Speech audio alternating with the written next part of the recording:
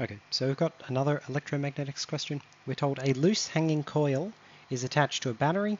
When current starts to flow, does the coil retract or expand? So loose hanging coil, in this case, this is like a slinky or something like that. So we'll draw a little diagram. It's fixed here, and then it sort of hangs down this way. And then we're assuming it's connected to some power source over here, some kind of battery. So when the current starts to flow, we want to know, does the thing expand? Does it push away? Or does it retract? So what we're going to do is we're going to look at a little section of the slinky and we're going to zoom in on it. So we have a little wire loop here, little wire loop here. If we think about one of these sections of wire, so we might think about this section of wire, which is right next to this section of wire. Let's imagine the current goes this way in the circuit. The orientation of the current is irrelevant, but let's imagine that it goes this way. It's irrelevant for the purpose of analyzing this because we just need to pick one and analyze it. Then we'll think about what happens if it goes the other way separately. So it's going to loop around. That means the current is going to go to the right here and then also to the right here. Now if the current is going to the right, this one is going to generate a magnetic field which, if viewed from this direction, would appear to be counterclockwise. This is also going to have a magnetic field which, if viewed from this direction, would appear to be counterclockwise. Now the force on the lower coil due to the upper coil is going to be, if we take this point for example, it's going to be into the page. It's going to wrap around this way and in.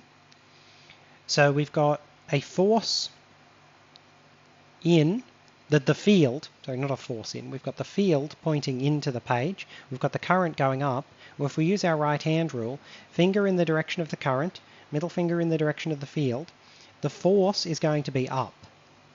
Right? So this force will be up. And then if we think about this coil above, well, it has a magnetic field vector coming out of it, not going into it, because the magnetic field of the lower coil wraps around like this. So it's coming out, not going in. It's sort of much flatter than this. It's like this direction. It's hard to draw these two-dimensional representations of these three-dimensionalized problems, but we get the picture. The magnetic field is coming out of the page at this point. So current is going forward, magnetic field is coming out of the page. So if we use our right hand rule, we point our finger in the direction of the current, we point our middle finger in the direction of the field, which is out of the page, and we find that the force is down. So here we have a force going down. So this is attractive. Right? This system is attracting. These two things are attracting one another. Attract. So does the coil retract or expand? Well, the coil retracts. Assuming that there is sufficient magnetic field created in order to overwhelm gravity. If gravity is holding the thing down firmly, or if it's quite heavy, you could run a current through it and it may not change in terms of experiment. But here we're seeing attractive forces. Now we do also have to be a little careful with this type of question because we considered a case where there were just two loops. But there are also loops above these loops, right? So if we had a slinky which just had, say, the two coils connected to the battery here and to the battery here, they would definitely attract one another.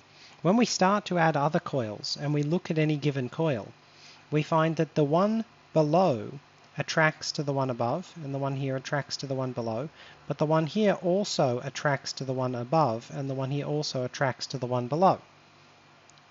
So this one attracts here, this one attracts here.